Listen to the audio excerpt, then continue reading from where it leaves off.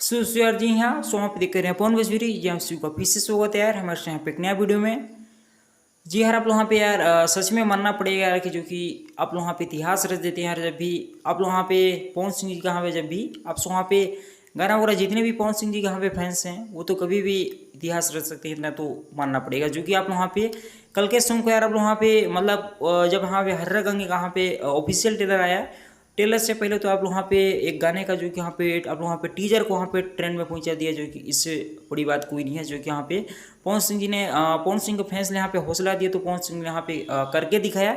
जो कि इसको तो खैर आप वहाँ पे आप लोग वहाँ पे आपको पूरा यहाँ पे डिपेंड करता है। जो कि आप लोग वहाँ पे कुछ भी कर सकते हैं यार। जो कि यहाँ पे आप वहाँ पे सॉन्ग को वहाँ पे जो पहले पवन सिंह जी बहुत ही पीछे चल रहे थे, आप सो यहाँ पे इतना ही आगे ला दिया। जो कि यहाँ पे 3-4 नंबर पर आप अभी टाइम पर यहाँ पे ट्रेंड कर रहे हैं।